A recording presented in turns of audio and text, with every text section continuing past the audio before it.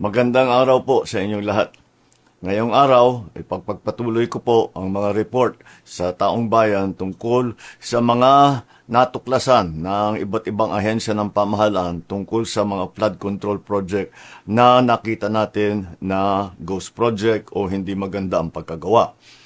Ngayong araw, nais kong ilahad sa inyong ang mga natuklasan ng Office of the Ombudsman kaugnay sa reklamo ng DPWH ukol sa isang flood control project sa Kulaman, Jose Abad Santos sa Davao Occidental. Ito ay may halaga na halos 100 milyong piso at ipinagkaloob noong 13 January 2022 sa St. Timothy Construction Corporation. Ayon sa investigasyon, ang proyektong ito na sinasabing natapos noong 2022 ay hindi kailanman nasimulan.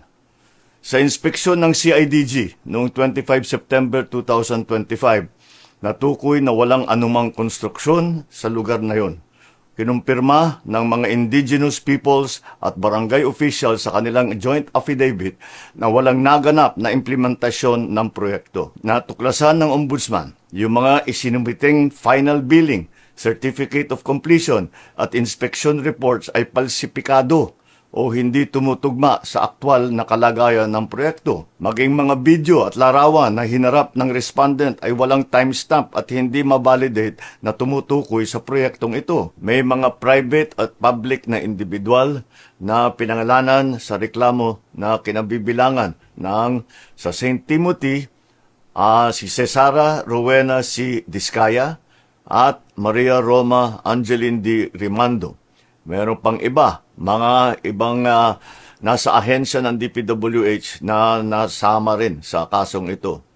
Dahil ayon sa Ombudsman, ang mga respondent ay naglabas at nag-aproba ng mga dokumentong ginagamit para sa pag-request at pag-release ng buong halaga na halos 100 million pesos, kahit na walang natapos o nasimulang proyekto. Ayon sa kanilang finding, ang mga respondent na ito ay kumilos ng may manifest partiality, bad faith o gross negligence.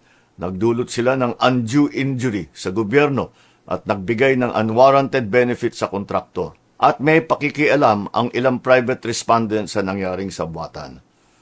Nagrekomenda ng Ombudsman na magsampa ng kaso para sa malversation through falsification at paglabag ng RA 3019 Section 3E. Ang malversation ay non-bailable.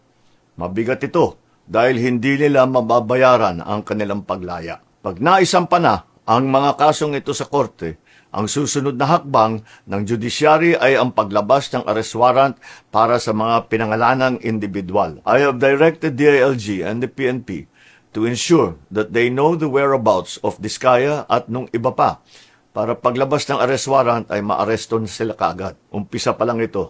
Marami pa tayong ipapakulong at marami pang magpapasko sa kulungan. Maraming salamat.